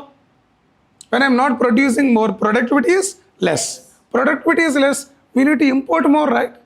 Then government decided this is not the case. We should bring the land reforms to increase productivity of agriculture. Use miracle seeds for increasing productivity of agriculture, right? So at the time of independence, India imported food grains from USA because India has low productivity. Reason for low productivity was Jamindari system, Jagirdari system. There is no technology in agriculture, right? Yes. Equity in agriculture called land. Equity in agriculture called land reforms. And the land is equally distributing to everyone. Land is equally distributing to everyone. Equity in agriculture called land reforms. ఇది NCERT definition. దీన్ని ఎవరు no అంటానికి లేదు. NCERT తప్పనంటే మీరు government of India తప్పన్నట్టే. అర్థమైందా? డైరెక్ట్గా రాయొచ్చు. ఎవరైనా what are the land reforms అంటే ఏం చెప్పాలి మీరు? To bring equity in agriculture. Land reforms is nothing but equity in one వర్డ్లో ఆన్సర్ చెప్పొచ్చు. Equity in agriculture called land reforms, which primarily refer to change in the ownership of land holdings. I am a landlord. I am the owner of 1,000 acres. But under land reforms, there was a ceiling. అంటే నేను ఒక 50 ఎకరాలు మాత్రమే ఉంచుకోవాలి. మిగతా land ఎవరికి ఇవ్వాలి? గవర్నమెంట్కి ఇవ్వాలి. Government will distribute that to landless. This is what called land reforms. Equity in agriculture. Just a year after independence, steps were taken to abolish intermediaries. Who are the intermediaries? Jamindars, Jagirdars. And make the tillers the owner of land. And India independence rangane first మనం చేసిన పని అంటే land reforms in order to minimize inequalities, in order to increase the productivity of agriculture, to incentivize the farmers so that productivity in agriculture increases. Imports of food grains will be reduced, right? The idea behind this move was that ownership of land would give incentive. Just now I told, right? ఈ land నాది అంటే ఎక్కువ produce చేస్తాను, ఇన్సెంటివే కదా. Incentives to the tillers to invest in making improvements provided sufficient capital with capital was made available to them. Land నాది అన్నాను అనుకో, రాత్రి మొగలు కూర్చొని పని చేస్తా, ఎక్కువ అవుట్పుట్ తెస్తా, so that I will get benefited. Ever next? The country is getting benefited, right? Because we are contributing to GDP, right? Yes, this is what. కాకపోతే మనకు అగ్రికల్చర్కి ఏం కావాలి? క్యాపిటల్ ఇవ్వాలి. దాన్ని మనం క్రెడిట్ అంటామా? Farmer always requires credit facilities. Government is providing loans to the farmers, credit to the farmers through banking system which is organized. Earlier, the farmer used to get loan from unorganized sectors like money lenders, jamindars, which is exploiting the farmers, right? చెప్పుకున్నామా? So land reforms రావడానికి కారణం ఏంటంటే, టిల్లర్దే land అనుకోండి, it's incentive for them to produce more. But దానికి ఒక problem ఏంటి? Credit కావాలి. క్రెడిట్ కూడా గవర్నమెంట్ బ్యాంకింగ్ సిస్టమ్ పెట్టి బ్యాంక్స్ నేషనలైజ్ చేయడం స్టార్ట్ చేసింది. ముందు SBI నేషనలైజ్ చేసింది, తర్వాత 14 బ్యాంక్స్ నేషనలైజ్ చేసింది, తర్వాత ఇంకో 6 బ్యాంక్స్ నేషనలైజ్ చేసింది. దేనికి? RRBs వచ్చాయి, నాబార్డ్ వచ్చింది. దేనికి? To provide credit to farmers. Because lack of credit is the biggest problem in agriculture అండి, right? Earlier, credit depending on money lenders, that is exploitative tendency. Now, government wanted to provide formal credit to the people with a low interest rate, with a low. Other informal sector, interest rates are very high. when you are not repaying, your land and crops will be confiscated, right? Equity in agriculture. Land ceiling was another policy to promote equity in the agricultural sector. Important for mines, land reforms law.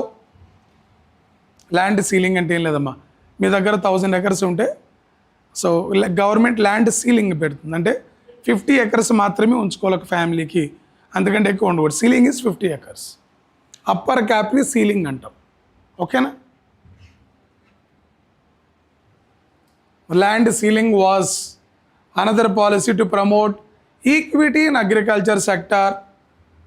This means fixing the maximum size of land which could owned by an individual. So what is a land ceiling amma? ఒక individual maximum ఎన్ని acres own చేసుకోగలడు. The upper cap of owning the land is called ceiling. ఓకేనా? మనకి land ceiling యాక్ట్లను ఉంటాయి చూడండి, తర్వాత ఎకానమీలో చెప్తాంలే, don't worry. The purpose of land ceiling was to reduce concentration of land ownership in the few hands. Can it comes under DPSP? Prevention of concentration of wealth is the directive principle, right? అంటే wealth అనేది కొంతమంది చేతిలో మాత్రమే ఉండకూడదు. That should be distributed to everyone. ఓకేనా? Land ceiling major objective was to reduce the concentration of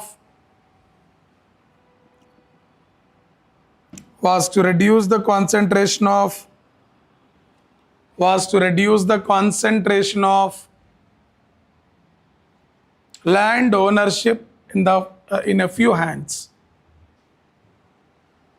ఇంతకుముందు zamindars are the owners, అంటే land was owned by the few people, right? They are called landlord communities. That is promoting inequalities that we don't want in a democratic country.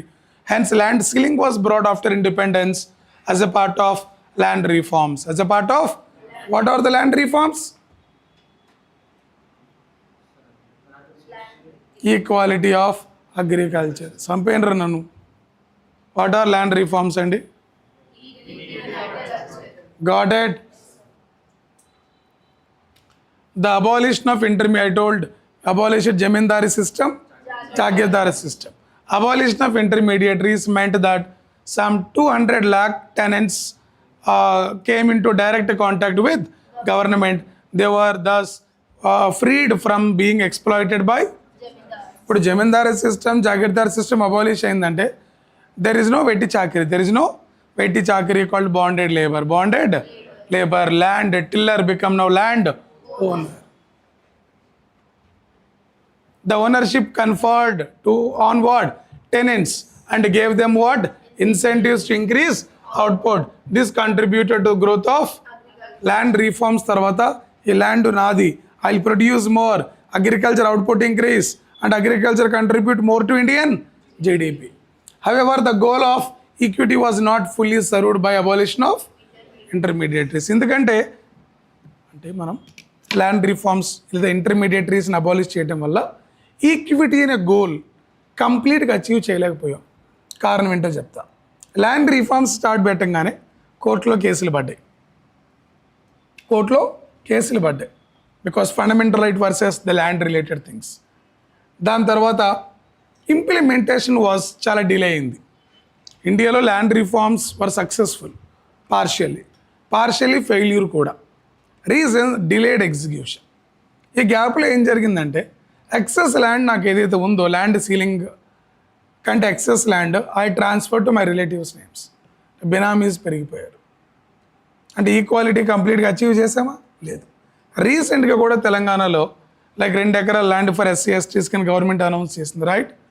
అంటే why government is doing this? Promoting equity. అంటే land reforms not completely successful in India. In some areas, farmers, jamindars, continued to own large area of land by making use of some loopholes in legislations and చట్టాలు. అంటే బంజర్ భూమి ఇన్ని ఎకరాలు ఉండొచ్చు, ఇలా కొన్ని లూప్హోల్స్ ఉన్నాయి ల్యాండ్ రిఫార్మ్స్లో. వాటిని బేస్ చేసుకొని వాళ్ళు ల్యాండ్ ఎక్కువ హోల్డ్ చేస్తూనే ఉన్నారు. Next, there were cases where tenants were evicted and the land owners claim it to be what? Self-cultivators. Cultivator the land అన్నావు కదా, I am the cultivator. నువ్వు నా దగ్గర కౌలుకు పని చేస్తున్నావు, వాళ్ళని టెనెంట్స్ అంటాం కదా, కౌలుదారులను ఏమంటాం? టెనెంట్స్. నేను తీసేసి నేనే వర్క్ చేయడం మొదలుపెట్టా. So that I'm the tenant and the land is mine. Loop or not? Yes. Next, the claiming ownership of land, and even when the tillers got ownership of the land, the poorest of the agricultural laborers, such as landless laborers, crop creepers, and did not benefit from this land. And the land reforms not benefited everyone. It was mostly misused by using loopholes in the legislation, delayed execution, eviction of tenants. Eviction of tenants అక్కడ నుండి ఖాళీ చేయించి నేనే ఆ పొలాన్ని cultivate చేయడం start చేశాను. నువ్వేమన్నావు? ఎవరైతే ల్యాండ్ టీల్ చేస్తున్నారో వాళ్ళదే ఓనర్షిప్ అన్నావు. I'm going to teal my own land and I'm the owner of it, right? The land ceiling legislation also faced hurdles. The big landlords challenged this legislation in what? Courts, delaying in its implementation. They used this delay to register their land in the names of close relatives. Can I call them binamis? Thereby escaping from legislations. Land reform's biggest problem is the delayed execution, court cases, loopholes in the law. Loopholes in the law or legislation. The legislation also had a lot of loopholes which were exploited by big landlords to retain their lands. Land reforms were successful in Kerala, West Bengal because of the states had government committed to what? Policy of land to the tillers. అన్ని states దీన్ని సీరియస్గా తీసుకోలేదు, but కొన్ని states మాత్రం సీరియస్గా తీసుకున్నాయి. So land reforms were successful in where? Kerala and Bengal. Right everyone? Unfortunately, other states did not have the same level of commitment and vast inequalities in the land holding continues even today. అంటే కేంద్రం చట్టం చేసింది, but దాన్ని implement చేయాల్సింది ఎవరు? అన్ని states ప్రాపర్గా కమిటెడ్గా implement చేయలేదు. అందుకని land reforms was not completely successful. Don't say failure, okay? You can say they are not completely successful. Done. Which two states are successfully implemented? Kerala and Bengal. The Green Revolution, we told, right? When did Green Revolution happen? 1966, after Indo-China and Indo-Pakistan war. Independence. 75% of country's population depending on, we know this. The productivity in agriculture sector was very low because of what? Japan kadra, old technology, another one. Low irrigation facilities, another one. Traditional seeds, next one. Intermediaries, ఏంటి? ఇంటర్మీడియటరీస్ వల్ల నాకు లాభం రాదు కదా, జమీందార్కి జాగీర్దార్కి వస్తాయి, right everyone? Yes. And the absence of required infrastructure for vast majority of farmers. ఏంటి ఇన్ఫ్రాస్ట్రక్చర్? ఇరిగేషన్ ఫెసిలిటీస్, ఫెర్టిలైజర్స్, ఇంకా machinery, seeds, right? Credit, credit is also one of the input, right? Yes. India's agriculture vitally depends on what? Monsoons. I told Indian agriculture largely depending upon monsoons depending upon మన fate. ఎప్పుడు వస్తుందో తెలియదు, ఎప్పుడు పోతుందో తెలియదు. నాటేటప్పుడు రావాల్సిన harvesting టైంలో వస్తాయి, అంతే ఊరేసుకోవటమే, right everyone? That is the concept. So large part of Indian agriculture depending upon monsoons. If the monsoons fell short, the farmers were in trouble unless they had access to irrigation facilities which were in very few hands. Irrigation facilities was there in few hands, but maximum we depend on what? Monsoons at the time of independence, right? Hence the productivity of agriculture was very low at the time of independence. That is the reason India brought Green Revolution as a part of modernization to increase productivity or agricultural growth. The stagnation in agriculture, I told, right? During colonial rule, Agriculture was stagnated. Gurtunda? Yes. The stagnation in agriculture during colonial rule was permanently broken by the Green Revolution. This refers to the large increase in production of food grains resulting from use of high yield variety seeds, especially from wheat and rice. Green Revolution ఎక్కువ focus దేనిపైన? Wheat and rice. అర్థమైందా? Father of Green Revolution, India, MS Swaminathan. Norman Borlaug. Where Green Revolution began? Mexico. మాట్లాడుకున్నాం కదా? Yes. The use of these seeds, what seeds? వీటిని మనం miracle seeds అని కూడా అంటాం, ఓకేనా? The use of these seeds required the use of fertilizers, pesticides in the correct quantity as well as regular supply of, చెప్పాను గుర్తుందా? Green revolution success అవ్వాలంటే irrigation facilities ఎక్కువ ఉండాలి, అందుకే మనం ట్యూబ్ వెల్స్ అని, right? The need for these inputs in correct proportions is vital. Fertilizers, pesticides, high yield variety, irrigation అన్నీ correct టైంలో కరెక్ట్ మోతాదులో ఇస్తే agriculture productive will increase because of green revolution. Farmers who would benefit from high yield variety seeds required reliable irrigation facilities as well as financial resource to purchase fertilizers and irrigation ఉండాలి. Next డబ్బులు కావాలి to buy fertilizers, pesticides. As a result, in the first phase of Green Revolution, approximately 1960 to 1970, the use of high yield variety seeds was restricted to more affluent states such as Punjab, Andhra Pradesh, Tamil Nadu. చెప్పాను గుర్తుందా? Green Revolution began in how many districts? 7 districts, mostly from Punjab, Andhra Pradesh, Tamil Nadu. Right, everyone? The Green Revolution not began all over India. It initially began only in 7 districts, primarily from Punjab, Andhra Pradesh, Tamil Nadu. And the Green Revolution not began throughout India. It has spread to India phase by phase manner.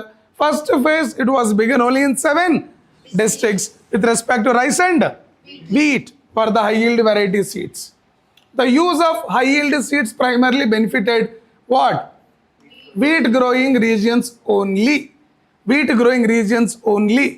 Second phase of Green Revolution, that is the mid 1970s to 1975 నుండి 1985 వరకు second phase of green revolution అంటాం. High yield variety technology spread to what? Large number of states, benefited more variety of crops. First ఫేజ్లో few states only wheat and second phase-లో it spread maximum states and there were many crops introduced.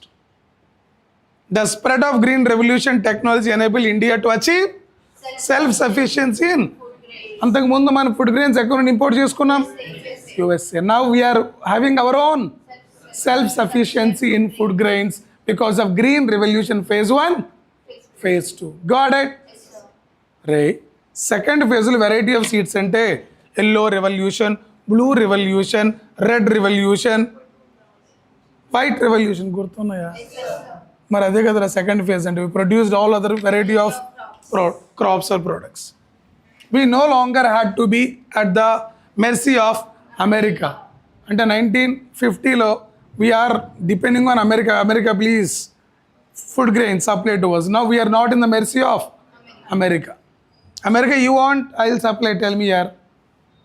And any other nation for meeting our nation's food requirements because of green. The growth in agriculture output is important, but it is not enough. Indukani we need industrial sector, we need service. Only agriculture sector we can't achieve complete growth rate. That is only one sector of economy. When I say sectors of economy, agriculture, manufacturing, service, research, am I right? But only growth in agriculture, is it enough for us? No. We also need development in agriculture, industries, service and other sectors. Then only we can see countries development.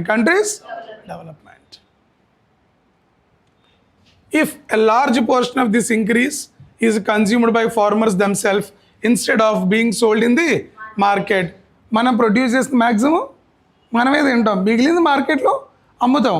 అంటే తక్కువ మిగిలింది, is it enough for us for generating more GDP? No. అట్లా అంటే produce చేసిన సగం మనం వేసేస్తాం, మిగతాది అమ్ముతాం. It is not enough for countries GDP, right? The higher output will not make much of differences to what? Economy as a whole. మిగిలిన కొంచెం ఎకానమీకి పెద్ద డిఫరెన్స్ చూపించదని చెప్తున్నాడు. If on the other hand the substantial amount of agriculture produce is sold in the market by the farmers, the higher output can make differences to economy. అంటే productivity పెరిగితే we can produce more, we can sell market more, that will contribute more to GDP. Otherwise agriculture of మనమే consume చేసుకుంటున్నాం, మిగతా జీడిపికి not a large contributor.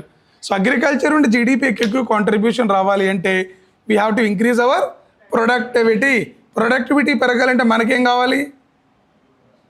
High technology, high yield variety seeds, irrigation, input credit, pesticides, fertilisers. Got it? A portion of agriculture produce which is sold to market by the farmers is called market surplus. What is market surplus? రాయనమ్మా, మనం తినంగా మిగిలిన దాన్ని మార్కెట్లో అమ్మటాన్ని ఏమంటారు? Market surplus. Portion of agriculture produce which is sold in the market by the farmers.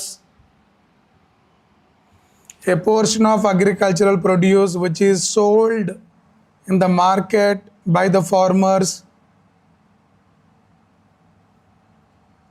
is called surplus. Fortunately, as pointed out by the famous economist C.H. Hanumantarao, అవసరం లేదు మనకి, a good proportion of rice and wheat produced during green revolution period. అవసరం లేదు మనకి, ఓకేనా? ఎక్కువ produce చేశారు కాబట్టి we sold them more in market. అంటే సర్ప్లస్ ఉంటేనే మనం ఎక్కువ మార్కెట్లో అమ్మగలం. సర్ప్లస్ లేదనుకోండి మన కన్జంప్షన్కే సరిపోతుంది. There is no contribution to GDP. Green revolution enabled government to procure sufficient amount of food grains to build a stock which could be used in the times of food shortage. గుర్తుందా? మనం buffer stock అన్నాం, FCA అన్నాం, గుర్తుందా? Buffer stock use to maintain by government. ఇక్కడ రెండు price ఉంటాయి, procurement price అని issue price. గుర్తుందా మై డియర్? మన ప్రీవియస్ క్లాస్లో మాట్లాడుకున్నాం. Buffer stock need to maintain by food corporation of India. It will buy from the farmers at procurement price. Next one is issue price. Distribute through PDS at issue price. Issue price is lesser than చెప్పుకున్నాం, గుర్తుందా? So while the nation had ఇమెన్సివ్లీ benefited from the green revolution. అంటే green revolution success or failure? Success అమ్మ. ఇండియాలో green revolution is successful. The technology involved was not free from risk. అంటే green revolution సక్సెస్ఫుల్లే, కానీ దాంట్లో మనం యూజ్ చేసిన technology వల్ల రిస్క్ అయితే ఉంది. ఏంటి ఆ risk? Pesticides risk. Okay, pesticides is one risk. What next? Soil degradation. Right everyone? One such risk was possibility that it would increase what? Disparities between small and big farmers. And meaning green revolution was successful, but it enhanced inequalities in the society. ఎందుకంటే ఈరోజు చూడండి, ఏ డిస్ట్రిక్ట్లో అయితే green revolution ఉందో, ఇనిషియల్గా start అయిందో, ఆ district farmers are rich compared to other districts in the same state. And the regional inequalities are not. Green revolution has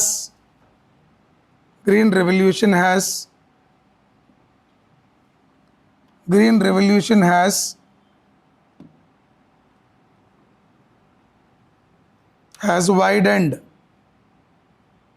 inequalities.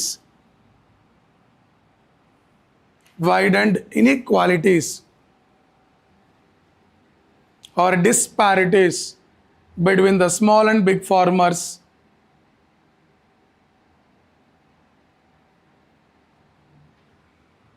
Because big farmers can afford required inputs. వాళ్ళ దగ్గర inputs, irrigations కానివ్వండి, credit facilities కానివ్వండి, ఇవన్నీ కూడా big farmers could afford the required inputs. Hence, they'll enjoy more benefits of green revolution.